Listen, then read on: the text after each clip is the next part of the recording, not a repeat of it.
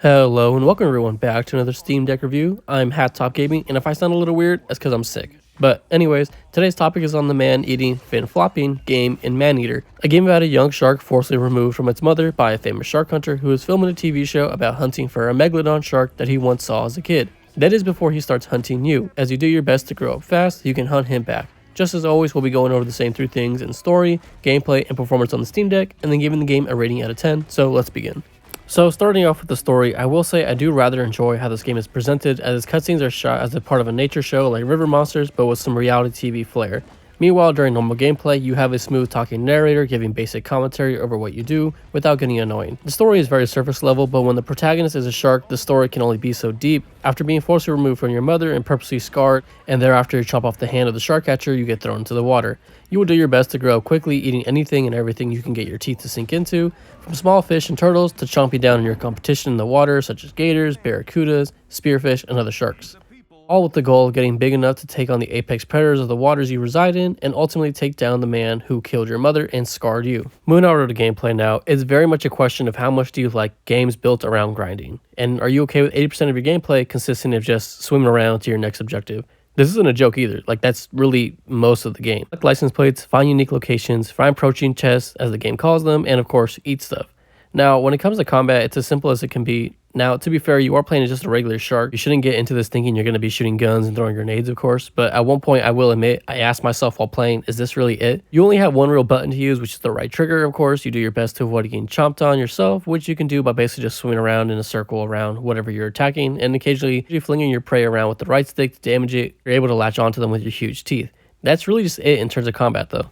When it comes to fighting humans, it really isn't better aside from the fact they have lock-on aiming, so you have to do this like barrel roll to make them miss, jump out of the water, grab them off of boats or whatever, maybe avoid some TNT they throw at you, and they just infinitely respawn, so at some point when you get bored, you just swim away.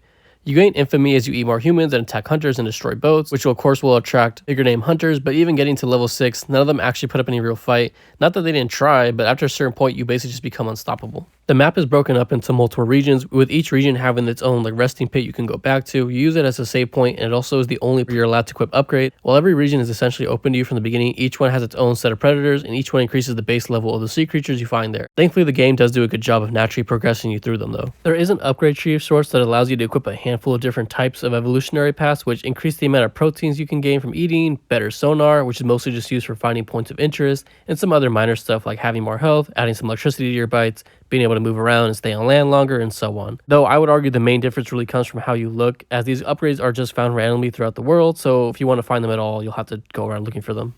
And if I didn't make it clear, depending on what you choose, it's going to change your look, and also there's different sets to be found, so kind of like an RPG where you can find full sets of armor, you can find full sets of evolutionary paths. Lastly now, let's talk about performance, and I feel like this is the area of the game in which it feels the most AA. Coming from Tripwire Studio, the people behind Killing Floor and the Chivalry series, they really dropped the ball on this one graphically.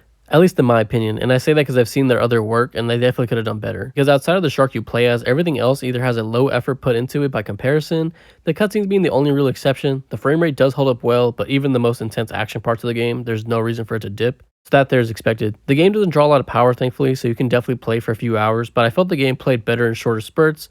Being the game is Steam Deck verified, I would definitely agree with that. I did not experience any crashes or bugs while playing, so we're good on that front too. I think Maneater falls into that category of game you play once, beat it within a week, shrug your shoulders and say meh, and forget it ever existed.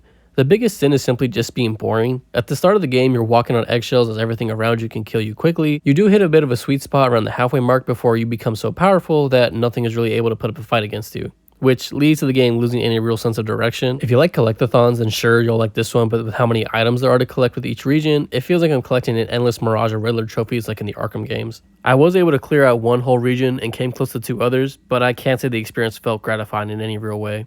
With the combat being dull, the story being semi-interesting, and the graphics being middling, I find it hard to recommend this game, as even with choosing to go after collectibles and do some side stuff, it really only took me 8.5 hours to beat the game, and I unlocked 20 out of 44 achievements along the way. There is some end of game content to dig around, but frankly, once I got to the end, I had my fill and wasn't really interested in playing anymore. Retailing at $40 is such an insane asking price for a very shallow game. Normally going on sale for about $8, I still think it's a high asking price, but if you go on Steam right now during the winter sale, if you're watching this video during that time, it's going for $3.99 or about $5 for the deluxe edition.